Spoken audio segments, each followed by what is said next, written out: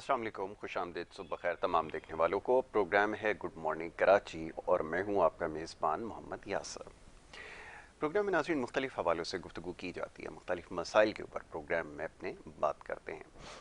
कोशिश हमेशा से रहती है कि अवामी मसाइल को ज़्यादा से ज़्यादा ज़ेर बहस लाया जाए और अवामी मसाइल को उजागर किया जाए। इसकी ज़रूरत इसलिए पेश आती है कि मुख्तलिफ प्रोग्राम्स हमें देखने का मौका मिलता है। मुल्की मसाइल पे यकीनन प्रोग्राम्स में गुफ्तगू होती है, लेकिन एक आम आदमी के जो मसाइल हैं वो सतही मसाइल है। मैं बार बार ये बात दोहराता हूँ। पीने का साफ पानी, इंफ्रास्ट्रक्चर और इस तरह के जो दीगर मामलात हैं, इसके ऊपर अमूमन बात करने का मौका कम मिलता है। और एक आम आदमी चाहता भी यही है, जब हमारी उससे बात होती है बज़रिया सोशल मीडिया या कभी जाकर किसी से मिलने का इत्तेफाक होता है, तो यही सवाल पूछा जाता है कि आखिर कब हुकूमतों की तरजीहात में ये चीज़ शामिल होगी कि एक आम आदमी का जो बुनियादी मसला है वो पीने का साफ पानी है, इंफ्रास्ट्रक्चर है। अब बिजली की लोड शेडिंग का सिलसिला दोबारा शुरू हो गया, ये मौजूद दोबारा से अब ज़ेर बहस आएगा। कई कई घंटे की लोड शेडिंग शहर कराची में बिलखुसूस हो रही है, जो कि अब से चंद अरसे कबल ये सिलसिला किसी हद तक मुकम्मल तौर पे तो नहीं हल हो सका था, लेकिन ये जो लोड शेडिंग का सिलसिला ये किसी हद तक थम चुका था। इसके साथ साथ जो दीगर मौशी मसाइल हैं उसमें रोज़ बरोज़ इजाफा होता जा रहा है। बार बार ये सवाल होता है, बारहा ये बात अपने प्रोग्राम्स में भी और दीगर प्रोग्राम्स में भी करते हैं कि आखिर कब जो हुक्मरान तबका है, ये किसी एक पार्टी या किसी एक हुकूमत के लिए बात नहीं है। पीछे अगर नज़र डालें तो न जाने कितनी हुकूमतें आईं और गईं, लेकिन किसी की भी तरजीहात में ये चीज़ शामिल नहीं रही कि अवामी मसाइल को हल किया जाए, सतही मसाइल को हल किया जाए, और उसमें इजाफा होता चला गया और अब ख़तरनाक हद तक इसमें इजाफा हो चुका है। अब देखना यह है कि ये जो सियासी जोड़ तोड़ होती है, ये मामलात इधर उधर होते हैं, नतीजा इसका क्या निकलेगा। अगर कोई महज सेटअप बन भी जाए या माजी में जब बना भी, तो क्या ये मसाइल ख़त्म हो सके? तो इसका जवाब हमेशा नहीं में आएगा। तो कोशिश कर रहे हैं कि इन मामलात के ऊपर गुफ्तगू की जाए। बहुत सारे आपके पैगामात हमें मौसूल होते हैं। इसके अलावा बहुत सारे ऐसे मसाइल हैं, समाजी मसाइल, जिसकी तरफ निशानदही की जा रही है। ख़ास तौर पर नौजवानों के जो मसाइल हैं उसमें बेपनाह इजाफा हुआ है। एक तो बेरोज़गारी का एक बहुत बड़ा मसला है। गुज़िश्ता रोज़ प्रोग्राम में बड़ी तफसील से गुफ्तगू की है इस हवाले से कि कैसे रोज़गार के मौक़े ख़ुद पैदा करने होंगे, और अब ये सिलसिला जो है वो ख़त्म होना चाहिए, तर्क होना चाहिए कि हुकूमतों की तरफ देखते रहें कि वो नौकरियों के लिए कोई स्कीम मुतारिफ़ कराए। आसानी या मौक़े पैदा करना यकीनन हुकूमतों की ज़िम्मेदारी होती है, लेकिन रास्ता तलाश करना एक इनफरादी शख्स की ज़िम्मेदारी है। तो इस हवाले से क्या कुछ हो सकता है, क्या कुछ करने की ज़रूरत है, इस मामले पर भी गुज़िश्ता रोज़ गुफ्तगू हुई है। बहुत सारे सवालात मौसूल हुए हैं। कोशिश करेंगे कि इसके ऊपर मज़ीद आगे चल के बात की जा सके। नौजवानों के मसाइल की जैसे मैंने अभी यहाँ पर बात की है, उसमें एक मसला ये है कि सोशल मीडिया बहुत ज़्यादा मुनज़्ज़म हो चुका है। ख़बरों की, इत्तलात की बहुतात इसमें है। सही है या नहीं एक अलग बहस है, मैं बार बार ये बात कहता हूँ, लेकिन जब इसका इस्तेमाल बढ़ा तो इसके साथ बहुत सारे मसाइल भी सामने आए। फिर बहुत सारी सियासी जमातें, उन्होंने अपनी तशहीर का इसको ज़रिया बनाया, और इसको इस्तेमाल करते हुए जो कुछ हो रहा है वो भी आपके सामने है। तो बहरहाल इस पर भी बहुत काम करने की ज़रूरत है। ये बिल्कुल इर्तिकाई मराहिल में है। सही और गलत का फ़ैसला या इसका तयन जो है वो अभी तक नहीं हो पा रहा है, और जब ये समझ आ जाएगी तो फिर यकीनन इसका भी एक इस्तेमाल बेहतर तरीके से किया जा सकेगा। तालीम के हवाले से जो मसाइल पिछले प्रोग्राम्स में ज़ेर बहस आए, उसके ऊपर आज प्रोग्राम में तफसील से गुफ्तगू की जाएगी, क्योंकि आज इंशाल्लाह मौका मिलेगा। बड़े ख़ास मेहमान हमने यहाँ पे मदूका रखे हैं, उनसे गुफ्तगू करेंगे इन तमाम मामलात पर कि इसके अंदर कैसे बेहतरी लाई जा सकती है, दस्तयाब वसाइल में रहते हुए उनको कैसे बरूएकार लाना है और कैसे उसका इस्तेमाल करना है।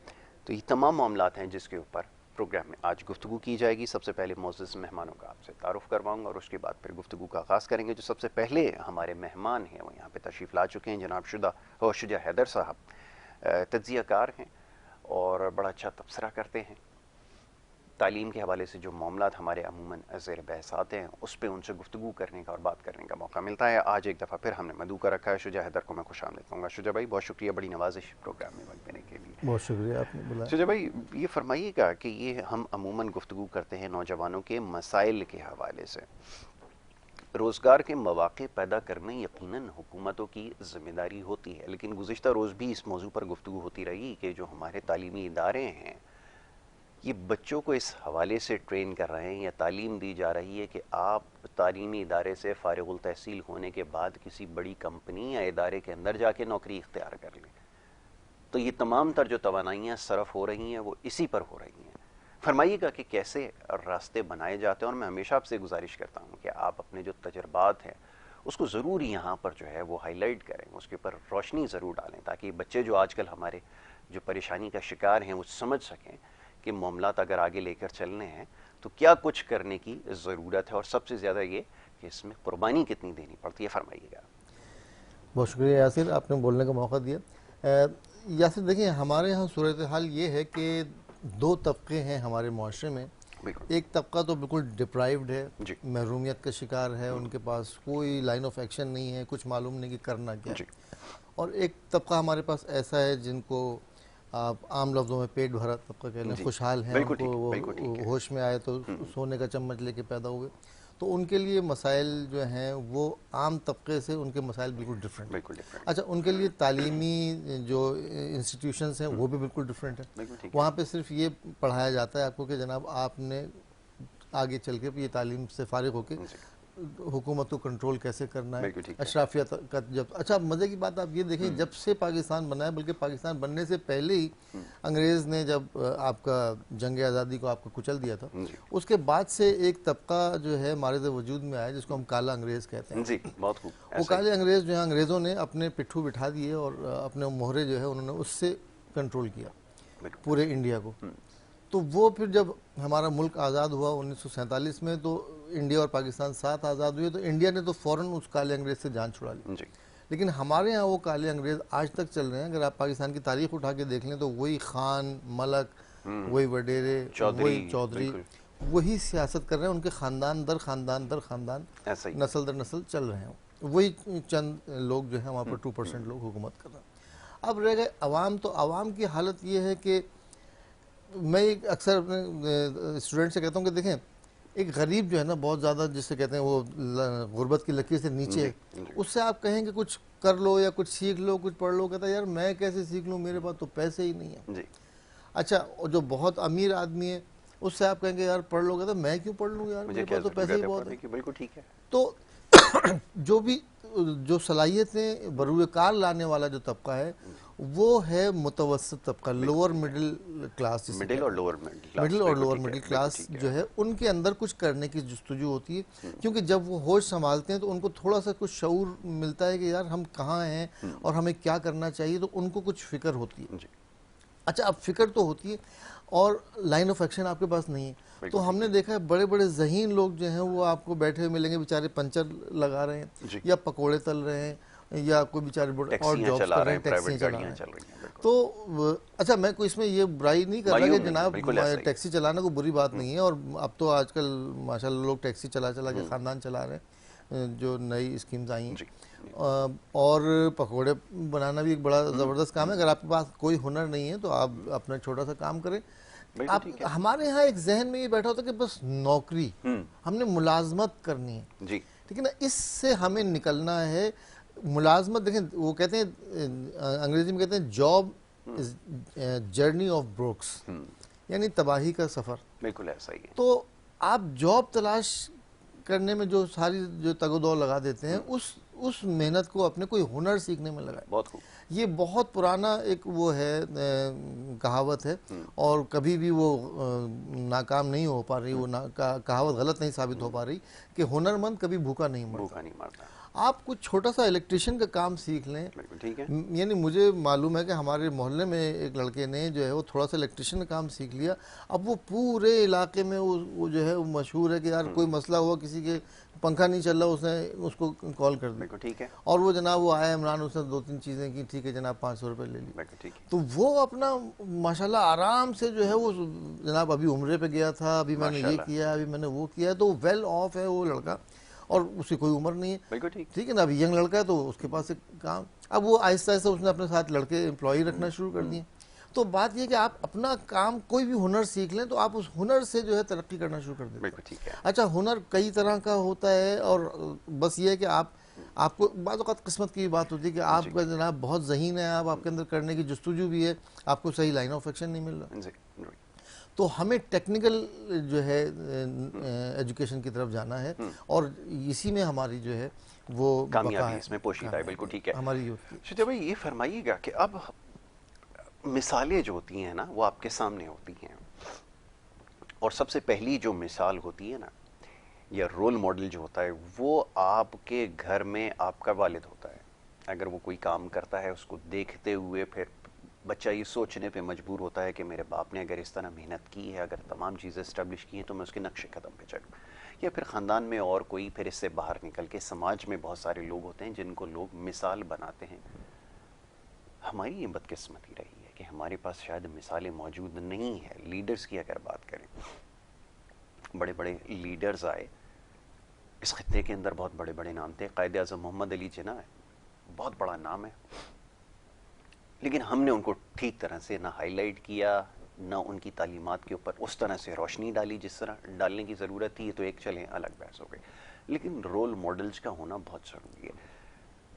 बच्चे का रोल मॉडल उसका टीचर होता है। अब टीचर उसको नौकरी के लिए तरगीब अगर देगा, अगर तमाम चीज़ों के बारे में नहीं बताएगा, तो फिर नतीजा यही निकलेगा जो इस वक्त निकल रहा है। फरमाइएगा इसकी ज़रूरत कितनी है, और कैसे ये रोल मॉडल तलाश किए जाएं, या किन्हें रोल मॉडल बनाया जाए। अफसोस के साथ कहना ये पड़ता है कि टीवी और ड्रामों में देखने वालों को बच्चे अपना रोल मॉडल समझ रहे हैं। फरमाइए। जी यासिर, जैसा कि हम बहैसियत कौम हर तरफ तनज़्ज़ुली का शिकार हैं, तो वो तनज़्ज़ुली वाज़े तौर पे देखने में आ रही है। अच्छा, उन लोगों को ज़्यादा देखने में आ रही है जो अब 50-60 की दाई क्रॉस कर चुके हैं, अपनी ज़िंदगी 50-60 साल गुजार चुके हैं। मुझे याद है कि हमने जो प्रोग्राम देखे थे, रोल मॉडल की बात चले मैं पहले करता हूँ कि हमारे रोल मॉडल जो थे वो कायद आज़म। जब कायद आज़म का नाम आता था तो हमारे जहन में एक शख्सियत आती थी, मोहम्मद अली जिन्ना। कायद का लफ्ज़ कायद जो है तो लीडर, तो हमारे जहन में मोहम्मद अली जिन्ना साहब आते थे, लियाकत अली ख़ान आते थे, अल्लामा इकबाल आते थे। अल्लामा इकबाल पे की शख्सियत पे तो इतनी ज़्यादा रोशनी नहीं डाली गई, लेकिन हाँ जिन्ना साहब और लियाकत अली ख़ान की पर्सनैलिटी जो थी उसको काफ़ी लोगों ने रोल मॉडल बनाया था। लेकिन अच्छा, जिन्ना साहब की आप तकरीरें देखें तो कितनी भी वो सख्त टॉपिक पे बात किया करते थे, तो बड़े नपे तुले अल्फाज से बड़ी मुनासिब गुफ्तगू में कैलकुलेटेड किया करते थे। अच्छा, उसके बाद हमें 80s में हमें कायद मिले, तो वो जनाब उर्दू स्पीकिंग के कायद। मुझे याद है 87 में, अगर इस बात को सियासी तौर पे ना लिया जाए, मुझे याद है 86 में जहांगीर रोड पे एक जलसा हो रहा था MQM का, और शोर हो रहा था जनाब कायद आ रहे हैं, कायद आ रहे हैं, कायद आ रहे हैं। अच्छा, हम बच्चे थे, 18-19 साल की उम्र थी, अब 20-21 साल की उम्र होगी, तो जब कायद का लफ्ज़ सुना तो हम भी सब दौड़े कि जनाब कायद को देखें, कायद कैसा होता है। तो कायद से कोई बात ही कि कायद के लफ्ज़ से हमारे जहन में था कि कोई जिन्ना टाइप की पर्सनैलिटी होगी। तो वहाँ देखा तो जनाब एक साहब खड़े हुए थे, और उनके पीछे अचकन पहने और स्टेन गन की वो नज़र आ रही नोकें सबके कंधों से, और वो कह रहे हैं फलानो मैं तुम्हें यूँ कर दूंगा, ढिमाको मैं तुम्हें यूँ कर दूंगा। तो मैंने उस वक्त कहा था अपने दोस्त से, मैंने कहा यार अगर ये मुहाजिरों का कायद है तो मुहाजिर कोई महज़ब कौम नहीं है। नहीं, बिल्कुल ठीक है। तो वो उसके और वक्त ने उसको साबित किया कि हम तनज़्ज़ुली का शिकार हैं। अब हम लोग वो जिन्ना साहब जैसे, लियाकत अली ख़ान साहब जैसे शख्सियत अब माएँ, वो शख्सियतें पैदा ही नहीं कर रहे, बिल्कुल ऐसा वो ही। लोग ही नहीं आ रहे। अब आपको लीडर मिलते हैं, अब मैं फिर नाम लूंगा तो खामखा किसी की बुराई होगी, मैं किसी की दिल आज़ारी नहीं करना चाहता। अब आप ऑडियंस की तरफ ले लें प्रोग्राम्स में, आप हमारे ज़माने में एक प्रोग्राम आता था नीलाम घर, फिर बहुत वो खूब। बाद में वो तारिक अजीज शो के नाम से भी हुआ, जी। और ऐसे बहुत से टीवी प्रोग्राम आते थे। अगर आप पीटीवी के पुराने ड्रामे देखें तो उसमें जो ऑडियंस होता था, उस ऑडियंस के हुलिये, उनकी गुफ्तगू, उनके लिबास से पता चलता था कि यार कुछ महज़ब लोग बैठे हैं, कुछ तमीज़ तहजीब के लोग बैठे हैं। आज के आप ऑडियंस देखें और आज के आप वो प्रोग्राम्स देखें तो बड़ी मायूसी होती है कि यार हम कहाँ से कहाँ आ गए। अच्छा, जो लोग अब जवान हैं या यूथ हैं, उनको तो नहीं मालूम कि वो कहाँ, उनको क्या, उनके साथ क्या आपने हुआ। बड़ी अच्छी बात की है। मैं सॉरी यहाँ पे कता कलामी की माजरत चाहूँगा क्योंकि इस नुक्ते पर आ गए। आपने बिल्कुल दुरुस्त कहा कि वो प्रोग्राम्स ऐसे थे जिसमें सीखने और सिखाने का जो अमल था वो जारी रहता था, और ऑडियंस की जैसे आपने बात की तो उसमें पढ़े लिखे लोगों को, शऊर रखने वाले लोगों को मदऊ किया जाता था। और ये बात 100% दुरुस्त है कि आज उसके बिल्कुल अपोजिट सूरत हाल है। यानी कि जो प्रोग्राम कर रहे हैं ना उनका इल्म से, ना तालीम से, ना शऊर से, ना इन मामलात से कोई लेना देना है, ना वो कोई इस हवाले से सूझबूझ रखते हैं। अब जब वो खुद ऐसे होंगे तो फिर जाहिर है जो प्रोग्राम में जिन लोगों को मदऊ किया जाता है, यकीनन बड़ी कड़वी बात है, बड़ी तल्ख बात है, लेकिन ये बात 100% दुरुस्त है कि जो प्रोग्राम्स में हिस्सा ले रहे हैं वो उनसे भी दो हाथ आगे। अच्छा शुजा भाई, मैं चाहूँगा इस नुक्ते से गुफ्तगू को जो है वो जारी रखा जाएगा। बड़ा अहम मौजू है जिस तरफ हम आ चुके हैं। एक छोटी सी ब्रेक के लिए कहा जा रहा है, एक ब्रेक ले लेते हैं। ब्रेक के बाद जब वापस आएंगे तो इस मौजू पर मजीद गुफ्तगू की जाएगी। आप देखते रहिए प्रोग्राम गुड मॉर्निंग कराची।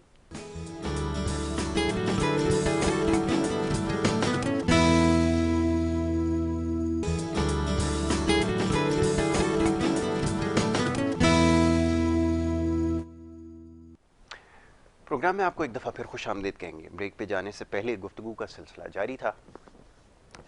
एक बड़े अहम नुक्ते पे गुफ्तगू हो रही थी कि बहैसियत कौम हम किस तरफ जा रहे हैं, और हमारे जो रहनुमा हैं, राहबर जिनको हम समझते हैं, बड़ी भारी अल्फाज हैं, वो किन लोगों को समझते हैं, क्या मिसालें हमारे सामने मौजूद हैं, और फिर जो कुछ हो रहा है वो रिफ्लेक्ट हो रहा है मीडिया के ज़रिए। अच्छा, ये एक बड़ी, मैं हमेशा जाकर बच्चों को ये समझाता हूँ, अपने स्टूडेंट्स को भी हमेशा, कि किसी ज़माने में जो मीडिया पे चीज़ दिखाई जाती थी टेलीविज़न स्क्रीन पे, वो माशरे में जो कुछ होता था वो दिखाया जाता था, उसकी अक्कासी होती थी, रिफ्लेक्शन थी, जो सोसाइटी में हो रहा है उसकी रिफ्लेक्शन टेलीविज़न के ज़रिए नज़र आती थी। लेकिन आजकल जो कुछ टेलीविज़न पे दिखाया जा रहा है उसकी रिफ्लेक्शन आपकी सोसाइटी कर रही है। तो ये बड़ा ख़तरनाक और बड़ा मुनज़्ज़म तरीके से ये खेल जो है वो खेला गया है।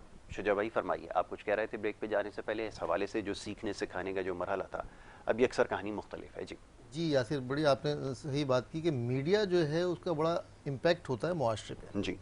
और वही मैं अपनी बात को कंटिन्यू करूंगा कि हमारे ज़माने में प्रोग्राम होते थे बुझारत, कसौटी, नीलाम घर, और इसमें जो लोग बैठते थे बड़े इंटेलेक्चुअल लोग होते थे। ज़ाविया और अशफाक अहमद साहब किया करते थे, मुझे याद है कि इंतहाई खूबसूरत तो प्रोग्राम। उससे लोगों को, जो लोग सुनते थे, उनके दिल में तालीम हासिल करने का शौक़ पैदा होता था। मुझे याद है कि उस ज़माने में मालूमाती सवालात क्योंकि होते थे तो लोग मालूमात आमा की एक किताब जो है वो बहुत पॉपुलर हुई थी, और हर आदमी जो है वो मालूमात ढूंढ रहा होता था।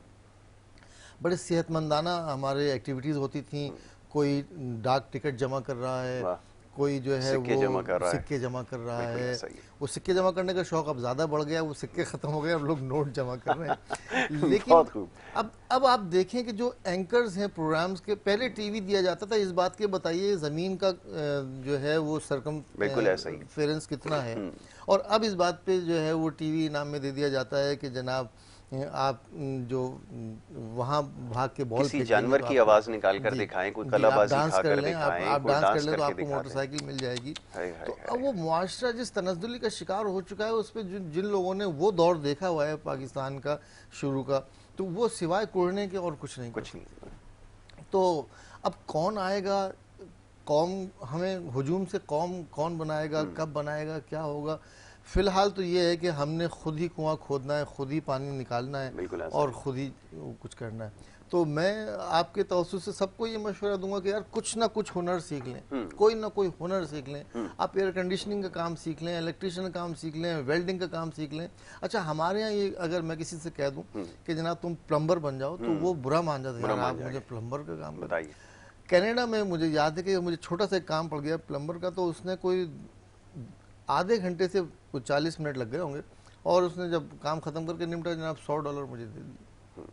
अब वो $100 जो है वो कनाडा में भी इवन अगर आदमी की रोज की दिहाड़ी का हिसाब लगा लें तो 120-130 होती है। उसने 1 घंटे आधे घंटे में जो है वो काम निपटाया और $100 जेब में डाल के चला गया। बिल्कुल ठीक है। तो हम वहाँ इस बात को मायूब नहीं समझा जाता कि यार प्लम्बिंग, अच्छा वहाँ प्लम्बिंग की बाकायदा कोर्सेज होते हैं, ट्रेनिंग होती है, और उसके बाद वो लाइसेंस उसको मिल जाता है। हमारे यहाँ किसी चीज़ का लाइसेंस नहीं है। बिल्कुल ठीक है। तो हमारे यहाँ इस बात को बड़ा मायूब समझा जाता है कि यार मैं प्लम्बर बनूंगा।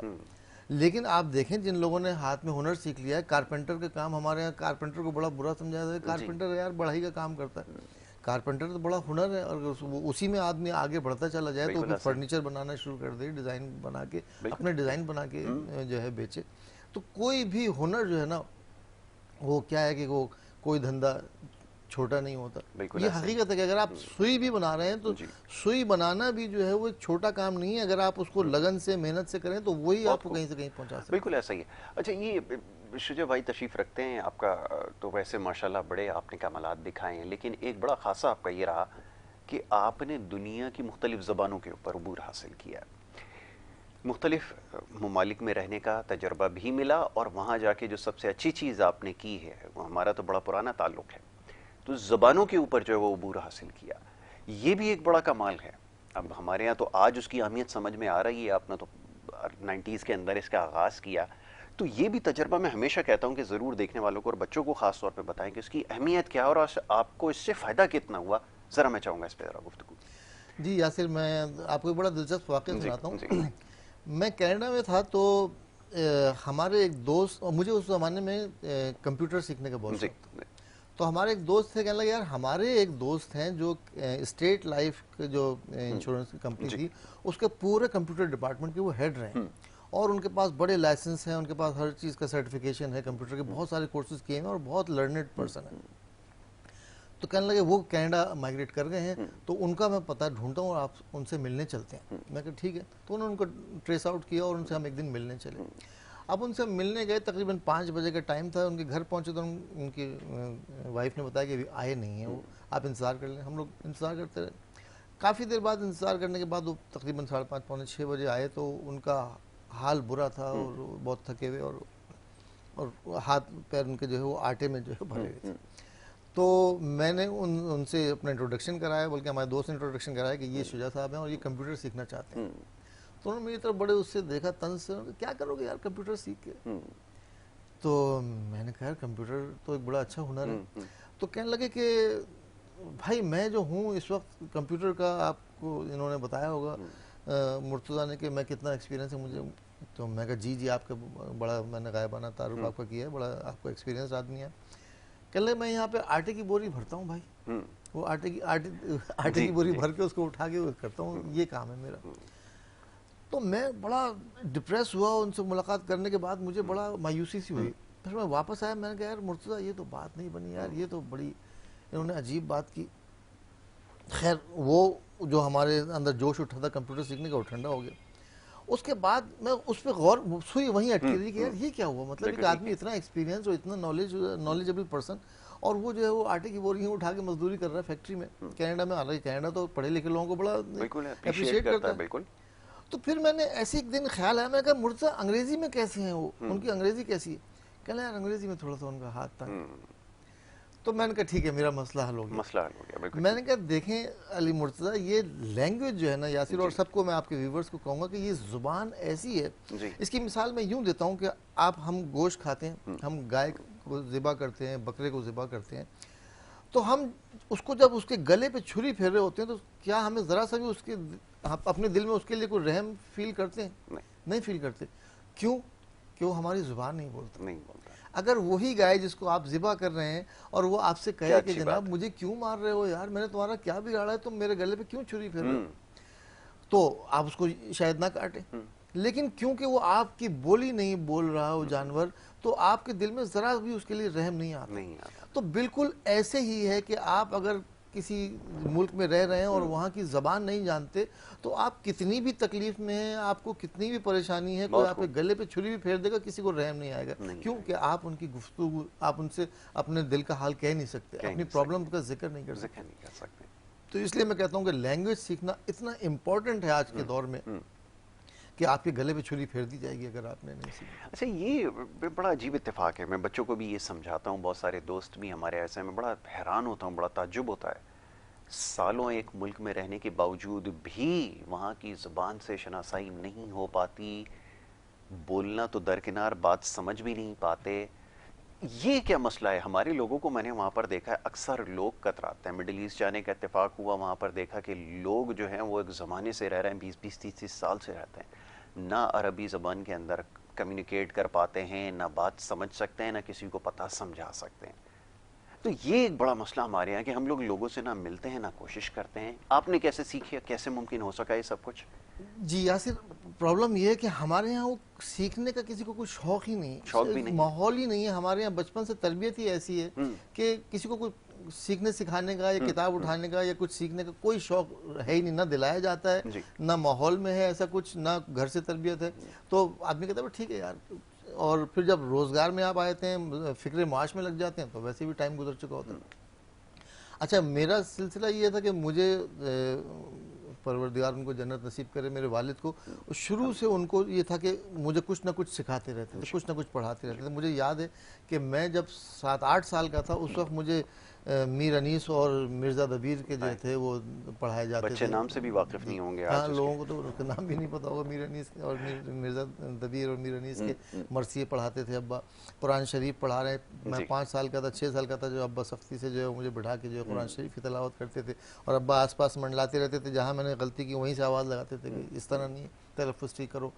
तो शायद वो जो तरबियत थी, जो घर से माहौल मिला था, उसने मुझे जो है सीखने का जो है वो शौक पैदा कर दिया। ठीक है। तो मैं जो है वो जहाँ गया, मैंने वो जहाँ नहीं भी गया, इवन जर्मनी में नहीं गया, मुझे जर्मन लैंग्वेज सीखने का शौक हुआ, मैंने जर्मन लैंग्वेज सीखी।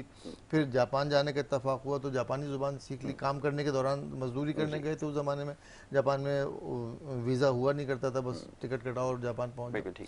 अच्छा, हमारे यहाँ लोग आसपास के माहौल से भी नहीं सीखना चाहते ही नहीं, यानी मैं अपने कई दोस्तों के को जानता हूँ जो 30-30, 35-35 साल से रह रहे हैं, और जापान इंतहाई मुहज़्ज़ब मुल्क है, बहुत ज़्यादा। यानी अगर आप ट्रेन में बैठे हैं और ट्रेन खचाखच लोगों से भरी हुई है और 2 आदमी गुफ्तगू कर रहे हैं, तो तीसरे के कान में आवाज़ नहीं आने देंगे, इतना आहिस्ता बोलेंगे कि कोई तीसरा डिस्टर्ब ना हो जाए हमारी गुफ्तगू से। उस मुल्क में हमारे वाले जो है 35-35, 40-40 साल से रह रहे हैं, और जब वो दरवाज़ा खोलते हैं किसी कंपनी में, जोर से कहेंगे कॉन्निचिवा, जैसे हम कहते हैं अस्सलाम वालेकुम, तो वो जापानी अपनी कुर्सी से उछल जाता है अगर वो नहीं जानता, कहता है ये कौन आया यार, इतने जोर से बात कर रहा है। तो वो हम अडॉप्ट करने का, माहौल से कुछ सीखने का हमारे यहाँ लोगों को है ही नहीं, जुस्तजू ही नहीं है। मैं कहता हूँ ना कि वो क्या करें। अच्छा, ये बड़ी अजीब बात है। मैं ऑब्जर्वेशन में जो सबसे पहले चीज़, जब यहाँ से बाहर जाने का मौका मिला, तो सबसे पहले जो चीज़ देखी मैं मेरे लिए हैरान कुन थी। हमारे यहाँ अगर आप किसी पब्लिक प्लेस पे जाएं, किसी एयरपोर्ट पे या बस अड्डे पे या कहीं जाएं, एक तो आपको लोगों का जम गफ़ीर वहाँ नज़र आएगा, फिर इतना शोर शराबा वहाँ पर होगा कि आप ना अपनी बात कह सकेंगे, ना किसी की बात सुन सकेंगे। इसी तरह एक मुल्क में जाने का इत्तेफाक हुआ तो वहाँ पर देखा लोग वहाँ पे खचाखच भरे हुए थे एयरपोर्ट के ऊपर, लेकिन आप यकीन करें कि ऐसा महसूस होता था कि वहाँ पे कोई है ही नहीं, लोग आपस में बात भी कर रहे हैं लेकिन उसके बावजूद। और फिर एक चीज़ जो हमने फ़ौरन से, हमें जिस चीज़ की रियलाइजेशन हुई वो ये कि हम पाकिस्तानी ख़ास तौर पे जब बात करते हैं तो आवाज़ का लेवल इंतहाई हाई होता है, जो सामने वाले के लिए एक बड़ी परेशान कौन चीज़ होती है बड़ी, कि ये वजह क्या है कि इतनी चीख कर ये बात कर रहा है। तो बार बार हमें समझाया जा रहा था कि आवाज़ को धीमा रखें, आहिस्ता बात करें, आपकी बात हम तक पहुंच रही है और हम समझ भी रहे हैं। तो ये सबसे पहली चीज़ जो सीखने का मौका मिला। और उसके बाद से जब हम यहाँ पर आए तो बड़ा वाज़े फ़र्क था। तो उस वक्त फिर हमें यहाँ लोगों ने एक्सेप्ट करना छोड़ दिया कि ये तो बात इतना आहिस्ता करते हैं कि हमें जो है वो सुनने के लिए बहुत ज़्यादा तवज्जो देनी पड़ती है और ठहर ठहर के बात समझाना। ये वहाँ पर आपको ये एक आम सी एक चीज़ नज़र आएगी, लेकिन ये यहाँ पे उसके बिल्कुल ऑपोजिट है। बताइए। जी यासिर, जापान में सिलसिला ये है कि अगर आप सड़क पे चल रहे हैं, पैदल भी चल रहे हैं, कोई आ गया तो वो रुक गया, और जिसने क्रॉस कर लिया उसने हाथ से शुक्रिया कह दिया। शुक्रिया कह दिया। तो वो आदत मुझे पड़ गई। फिर मैं पाकिस्तान आया तो मैंने भी क्या, गाड़ी चला रहा हूँ, कोई आया तो मैंने उसको रास्ता दे दिया। अच्छा, उसको रास्ता दे दिया तो वो ऐसे ही निकल गया। ऐसा ही। अच्छा, मुझे किसी ने रास्ता दे दिया तो मैंने उसको शुक्रिया कहा। तो वो मेरे आसपास के दोस्त कहते हैं, यार ये तो क्या हर एक को सलाम करता चलता है यार, क्या तू कायदे आजम है कौन? बिल्कुल ऐसा मैंने कहा यार ये तरीका है वहाँ पे। तरीका होता है, बिल्कुल और ऐसा ही। यासिर, अभी मैं आपको बताऊं, ईद के तीसरे चौथे दिन मैंने वाइफ से कहा यार चलो चिड़ियाघर चलते हैं। जी जी। क्योंकि हम गए थे बचपन में चिड़ियाघर, जब शायद 5-6 साल के थे, अम्मा अब्बा के साथ चिड़ियाघर गए थे, तो वो हमें चिड़ियाघर का याद था। बिल्कुल ठीक है। तो मैंने कहा चलो यार जू चलते हैं, गांधी गार्डन के नाम से उस जमाने में हुआ करता था। तो अब जो हम गए तो एक तो ये कि पिंजरों में जानवर कम थे, तब काफी पिंजरे खाली थे, लेकिन पिंजरों के बाहर हर तरफ जानवर ही जानवर था। बड़ी गहरी। एक तो आबादी हमारे मुल्क की या शहर की बहुत ज़्यादा बढ़ गई है, फिर ये कि हमें सिविक सेंस ना किसी ने बताया है ना हमारे अंदर है। वहीं आइसक्रीम खाई, वहीं उसकी जो है गार्बेज जो आप वहीं किसी फेंक दी। पार्क और उसका चिड़ियाघर का, जू का जिक्र कर रहे हैं, बीच सड़कों के ऊपर जो तमाशे हो रहे हैं वो कम है। अच्छा शुजा भाई, एक मुख्तसर सी ब्रेक यहाँ पर और लेनी होगी, एक ब्रेक ले लेते हैं। ब्रेक से जब वापस आएंगे तो इस मौजू पर मजीद गुफ्तगू की जाएगी। आप देखते रहिए प्रोग्राम गुड मॉर्निंग कराची।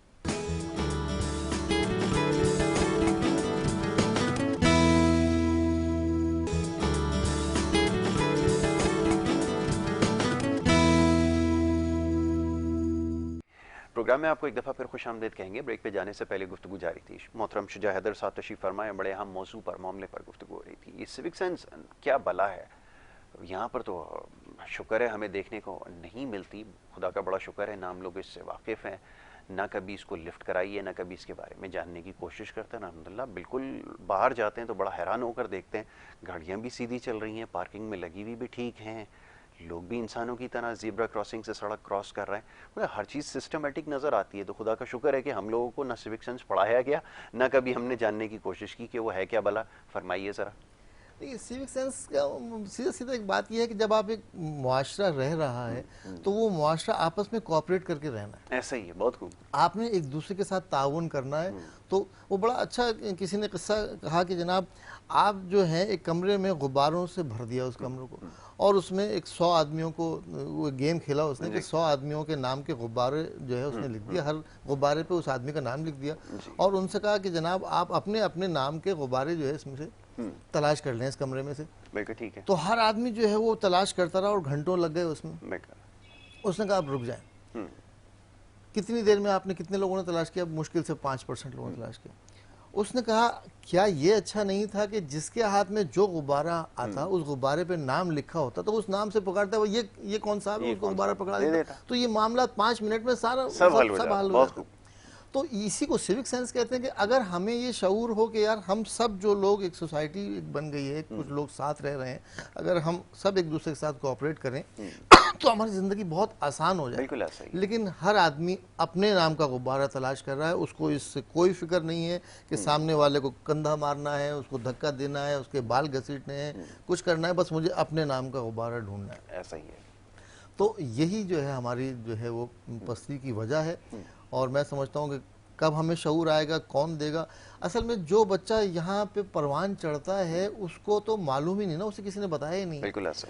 हमारे यहाँ कोई हुकूक लड़े बगैर, शोर किए बगैर, झगड़े बगैर हमें हमारे राइट्स ही नहीं मिलते। बिल्कुल ऐसा। अगर मैं किसी डिपार्टमेंट में चला जाऊं और किसी खिड़की के आगे खड़ा हो जाऊं, और अगर मैं लाइन में खड़ा रहूंगा तो मेरे सामने से लोग आते रहेंगे और वो पहले अपना काम कराते रहेंगे। मैं इवन दूध लेने भी जाता हूं तो मुझे फ्रस्ट्रेशन होती है कि यार एक आदमी देख रहा है कि मैं खड़ा हूं, मैं उससे पहले आन के खड़ा हूं, और वो जो है वो साइड में से आएगा और जनाब पैसे देगा, जनाब वो दूध लेके चले, मैं वहीं का वहीं खड़ा हूँ। ऐसा ही है। तो ये लोगों को सेंस ही नहीं कि यार कोई शख्स मुझसे पहले खड़ा हुआ है तो भाई पहले उससे कह दूंगा यार आप। शुजा भाई, ये आपने बिल्कुल दुरुस्त कहा। मैं जब पहली दफ़ा इत्तेफाक हुआ यहाँ से जाने का, एक मुल्क पहुँचा, अब नाम तो नहीं लूँगा वरना लोग कहते हैं कि यार वो भी साजिश में शामिल थे, चलें उसको रहने देते। लेकिन बड़ी अजीब एक बात है कि पहली दफ़ा जब वहाँ पे कॉफ़ी मैंने तलब की तो मुझे पता चला कि वहाँ कॉफ़ी में चीनी नहीं मिलाई जाती। तो मैं बड़ा हैरान हुआ कि बग़ैर चीनी के कॉफ़ी सर्व करना है, मामला क्या है? तो उसके ऊपर थोड़ी सी तहकीक की तो पता ये चला कि एक ज़माने में उस मुल्क में शुगर का क्राइसिस आया था, जब शुगर माफिया वहाँ पे स्ट्रांग हुई तो लोगों ने मिलकर फैसला ये किया कि इनको सबक सिखाया जाए। उन्होंने उस वक्त कसम खाई सब लोगों ने मिलके कि कभी चाय कॉफ़ी के अंदर चीनी का इस्तेमाल करेंगे ही नहीं, चाहे कुछ हो जाए। आप यकीन करें कि वो एक ऐसा सबक था उस शुगर माफिया को कि आज तारीख तक किसी भी चीज़ की कीमत बढ़ जाए लेकिन शुगर की कीमत नहीं बढ़ेगी। उसकी वजह है लोगों ने अपना मिजाज ही तब्दील कर दिया, उसका इस्तेमाल ही छोड़ दिया। जब उसका इस्तेमाल ही ख़त्म हो गया तो उसको ना बनाने वाले बचे, ना उसको वो माफिया बची, कोई बचा नहीं। यहाँ पर वापस आइए, मुर्गी का गोश्त अगले दिन मुझे पता चला, खबर आई 900 रुपये 950 रुपये किलो में फ़रोख्त हो रहा है। उस पर सूरत हाल ये थी कि मैंने देखा कि मुर्गी की दुकानों पे लोग कतारें लगा के खड़े हैं और ख़रीदने के लिए तैयार हैं। इससे बड़ी बदबख्ती और कोई हो सकती है या हमें कोई ठीक कर सकता है? आप बताइए। मैंने एक साहब से पूछा कि अगर आप हफ्ता 10 दिन या 15 दिन के लिए अगर ये खाना छोड़ देंगे तो मुझे बताइए कि क्या होगा इससे? क्या आपके उसमें कोई कमी आ जाएगी या आपका कोई वज़न कम हो जाएगा या क्या है? आपकी शान के ख़िलाफ़ है अगर ये हो जाएगा। अगर आप सब मिलके आज छोड़ दें, फैसला कर लें कि आज हम इसका हिस्सा नहीं बनेंगे, इससे हम तौबा कर लेंगे, आप बताइए क्या ये वक्त नहीं आएगा कि ये आपके घर पे खुद देकर जाएंगे कि आप फ्री में हमारी तरफ से ले लें? बताइए। यासिर, बात वही है कि मैं ये सोचता हूँ कि अगर मैं नहीं लूँगा तो दूसरा ले लेगा जी। वो कौमी सोच जो है ना वो हमारे यहाँ रही नहीं। क्या हम कभी कौम बन ही नहीं पाए। एक मुल्क तो हमने मुसलमान के नारे पे, देखिए कोई भी काम जो है ना वो किसी दीवार को तोड़ना जो है ना वो जोश में दीवार तोड़ देना बहुत आसान है, लेकिन जोश में दीवार खड़ी करना जो है ना वो बहुत मुश्किल काम। तो आपने एक बड़े सगीर को तोड़ दिया जोश में, नारा मारा आपने, और नारा भी बहरहाल ला इलाहा इल्लल्लाह मोहम्मद रसूलुल्लाह, बड़ा जबरदस्त नारा। तो उसमें इतना जोश था उस नारे में कि आपने मुल्क तोड़ दिया। लेकिन अब जो मुल्क मिला आपको उसको तामीर करना था, वो जोश आपके पास नहीं है, क्योंकि वो जोश तो कौमों में होता है। अभी मैं देख रहा था टीवी पे, आप भी देख रहे होंगे कि श्रीलंका में जो है उठा के उनके वजीरों को जो है वो दरिया में फेंका जा रहा है, उनकी गाड़ी में उनको सड़कों पर घसीटा जा रहा है। तो वो भी एक, मैं तो समझता हूँ कि हम शायद श्रीलंका से भी बदतर हैं। वो भी एक कौम थी, उन्हें होश आया कि यार ये हमारे लीडर जो हैं गलत कर रहे हैं, ये हमारे हुक्मरान गलत कर रहे हैं हमारे साथ। हम तो अभी तक 75 साल ये हो गए हमें बने हुए, हम अभी तक ये फैसला नहीं कर पाए कि अयूब खान सही था या जिन्ना साहब की बहन सही थी जी। क्या हमारा ज़ियाउल हक हीरो था या हमारा हीरो भुट्टो था? क्या मुजीब ने सही किया या याहिया ने सही किया? तो हम तो अभी तक अपने हीरोज और अपने विलन्स का तयन नहीं कर पाए। हम कहाँ से एक कौम बन के उभरेंगे? कहाँ से हमें कौमी सोच आई? मैं माजरत चाहता हूँ, सुबह सुबह मायूसी की बातें नहीं, लेकिन बात तो ये अब सच है, करनी ना चाहते हुए इसलिए करनी पड़ती है कि देखें, मैं हमेशा कहता हूँ कि बातें सारी तल्ख है, अच्छी बातें मेरे पास तो खैर बहुत कम है। मैं क्योंकि इस्लाह करूँगा, सच्ची बात बताऊँगा, लगी लिपटी बात कर नहीं सकते और ना की जानी चाहिए। ना यहाँ पर मोटरसाइकिल दी जाएगी, ना यहाँ पर आपको नाचने के लिए कहा जाएगा। ये वो बातें हैं अब सुननी पड़ेगी, ना चाहते हुए सुनने ज़्यादा बेहतर है। इस्लाह का मौका मिलेगा। सबसे पहले जो बात कहा जाता है कि जो दिमाग में जाएगी या कानों से टकराएगी, शायद वो दिन में जो है वो ज़्यादा असर करेगी, क्योंकि उसके बाद तो फिर जो कुछ आपने दफ्तरों में जाकर और फिर बेगमात के आगे खड़े होकर हाथ बांध के सुनना है, वो तो एक अलग मामला है। जी फरमाइए। देखिए, कड़वी दवाई जो है वो बेहतर, आप ज़्यादा ये कहा जाता था कि ज़्यादा बेहतर असर रखती है, ज़्यादा असर रखती है, तो कड़वी दवाई तो पीनी पड़ेगी। नहीं तो मीठी मीठी गोलियां खाते रहें और चलते रहें और बदतर हालात बद से बदतर होते चले जाएंगे। तो बस यही कि हम तो यही बता सकते हैं कि यार ये अभी भी कुछ नहीं गया, अभी भी आप इल्म हुनर की तरफ आ जाएं। अगर ये कौम इल्म हासिल कर ले तो इल्म जो है, इल्म ही जो है इंसान और जानवर में फ़र्क करता है। तो मैं आपके तवज्जुह से अपने यूथ से ख़ास तौर पे कहना चाहूँगा कि इल्म हासिल करें, कोई भी हुनर हासिल करें, इल्म हासिल करें, किताब से दोस्ती करें। और आज तो इल्म हासिल करना इतना आसान है कि आपने जो चीज़ सीखनी है, आप ये मोबाइल उठाएं, इसके ऊपर यूट्यूब पर जाएं कि जनाब मैंने एयर कंडीशनर ठीक करना है, वो पूरा आपको बता देगा जनाब एयर कंडीशनर कैसे ठीक किया जाता है। तो हर हुनर, हर इल्म जो है वो आपके फिंगर टिप्स पे है। अब वो जज्बे की ज़रूरत है। हमारे ज़माने में लोगों को सीखने का शौक हुआ करता, कोई शॉर्ट हैंड सीख रहा है, कोई टाइपिंग सीख रहा है। गर्मियों की छुट्टियों में ये खास तौर पे हुआ करता था। आजकल तो वाकिफ बच्चे शायद नहीं होंगे, उस ज़माने में ये होता था कि जब आपको 2 महीने की छुट्टियां मिलती तो आपको एक शॉर्ट हैंड कोर्स करना होता था, या फिर इस तरह के कोई टाइपराइटर की क्लास लेनी होती थी। ये बड़ी एक आम सी चीज़ थी, कोई ऐसी नहीं है कि कोई शख्स इससे महरूम रहा हो। जी फरमाइए। जी हाँ, ऐसे ही। तो अब जो है वो डेडिकेशन का जो है ना वो बड़ी कमी है कि लोगों में वो जुस्तजू ही नहीं है, कुछ करने का जज्बा ही नहीं है। तो बस क्या कहें सिवाय इसके कि बड़े आदमी जो खून के आंसू होता है। मैं वो चिड़ियाघर की जो बात कर रहा था, जी जी। तो वो मैं जब बचपन में चिड़ियाघर गया था, मुझे वो सारा नक्शा खींच रहा था। और उसके बाद जो अब मैं रिसेंटली जो चिड़ियाघर गया, तो मैं बड़ा मतलब रात भर सोचता रहा मैं कि यार ये वो कौन सा चिड़ियाघर था जब मैं गया था यार। आप यकीन कीजिए, मैं आपको बिल्कुल सच्ची बात बताऊंगा। मैं आज यहाँ रहते हुए कराची में, एक ज़माने से मैं यहाँ पर रह रहा हूँ, मैं रास्ता तक भूल चुका हूँ। आप यकीन करें कि एक दफ़ा मैं गुजर रहा था उस सड़कों की, उसके इर्द गिर्द जो हालत है, आप यकीन करें कि किसी ने बताया कि ये वो जगह है जहाँ आप कभी आए होंगे। मैंने कहा आप यकीन करेंगे, रास्ता देख के यकीन नहीं आता कि आज से 30 साल पहले तो यहाँ पे चलने के लिए कोई शायद रोड भी थी, आज वहाँ पे सड़क भी नहीं है। इस कदर बुरा हाल है। तो आप इससे अंदाज़ा लगाइए कि जो अंदर का हाल है, आपने बिल्कुल ठीक है, पिंजरे खाली हैं और जानवर बाहर हैं। जी। आबादी का जिस तनासब से हमारी इजाफा होता जा रहा है, ये बड़ा ख़तरनाक है अगर आप कोई प्लानिंग ना करें तो। देखिए किसी भी मुल्क में आज जो डेवलप कंट्रीज़ में वहाँ प्रॉब्लम ये है कि यूथ जो है वो है ही नहीं ना, यानी उसकी तनासब जो है आबादी में बूढ़े लोग ज़्यादा हैं और जवान काम करने वाले जो हैं वो कम। तो डेवलप कंट्रीज़ परेशान है कि हमारे पास वो वर्क फोर्स नहीं है। हमारे यहाँ इसको खुशकिस्मती कह लें या बदकिस्मती कह लें कि हमारे यहाँ 60% जो है वो आबादी का जो 60% है वो नौजवानों पर मुश्तमिल है, समझा जाता है, बिल्कुल ठीक है। तो अगर उन नौजवानों को हम सही रास्ते पे डाल दें तो न सिर्फ ये कि अपने मुल्क को बना सकते हैं, बल्कि वही नौजवान इल्म और हुनर हासिल करके दूसरे ममालिक में भी जाके अपना रोजगार तलाश कर सकते हैं। बदनसीबी हमारी ये है कि अब हम एज ए वर्कर जो है हमें हमारी ज़रूरत किसी मुल्क में नहीं रही, क्योंकि इंडियन, बांग्लादेशी, श्रीलंकन, नेपालीज, ये वर्कर जब दुनिया में जाता है तो इसके पास हुनर भी होता है, इसको सिविक सेंस भी होता है, माशरे में एडजस्ट भी कर जाता है। हमारे यहाँ जो है वो एग्रेशन, क्योंकि हमारे मिजाज में एग्रेशन है, तो हम वहाँ जाके भी एग्रेसिव जो है बिहेव करते हैं। और जनाब फिर हमारे पास ना कोई तालीम है ना कोई हुनर है। नहीं कमालात तो आप तो खैर मुझसे ज़्यादा बार आपको रहने का इत्तेफाक हुआ। मैं एक जगह जाने का इत्तेफाक हुआ तो वहाँ मैंने देखा एक साहब जो थे वो पाकिस्तानी ही मालूम हो रहे थे और थे भी इत्तेफाक से वो पाकिस्तानी। वो एक वेंडिंग मशीन जिसको हम कहते हैं, एक ऐसी मशीन जिसके अंदर आप पैसे डालते हैं तो उसमें से कोई खाने पीने की चीज़ या कोई ठंडी बोतल जो होती है जो यहाँ पर, वो उसमें से निकल आती। तो साहब बाकायदा उसके ऊपर लाते मार रहे थे। तो मैं देखा, मैंने कहा ये तो हम वतन ही लगते हैं। मैंने उनसे जाके दरियाफ्त किया कि ये आप जो पैर मार रहे हैं इससे आप क्या समझते हैं, क्या चीज़ निकली? कहला यार वो इसी तरह कुछ वो निकाल लेते हैं वहाँ पर। मैंने कहा आपको पता है इसमें से चीज़ कैसे निकाली जाती है? उन्होंने कहा यार वो तो हम काफ़ी देर से कोशिश कर रहे हैं, जब बात नहीं बन पड़ी तो हमने 2-4 लाते मार दी कि शायद निकल आए। ये हम मिजाज है। अब क्या कहिए, आप बताएं कि इससे ज़्यादा और मैं क्या कहूँ, क्या मिसाल देकर बताऊँ? ये आपने बिल्कुल ठीक कहा कि अभी जाहिर है कि यहाँ रहते हुए वो ट्रेनिंग है ही नहीं।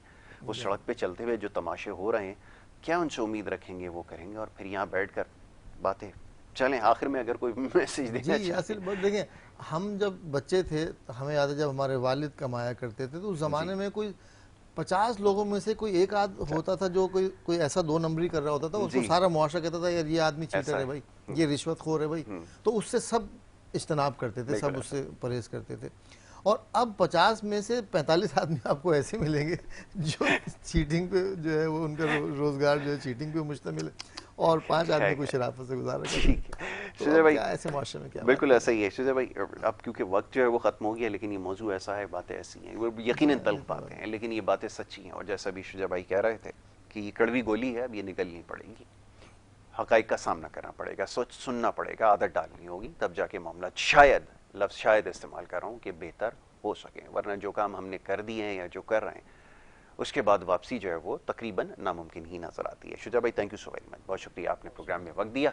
एक ब्रेक के लिए कहा जा रहा है, एक ब्रेक लेंगे मुख्तसर सी, और उसके बाद जो दूसरा सेगमेंट है उसकी तरफ बढ़ेंगे। आप देखते रहिए प्रोग्राम गुड मॉर्निंग कराची।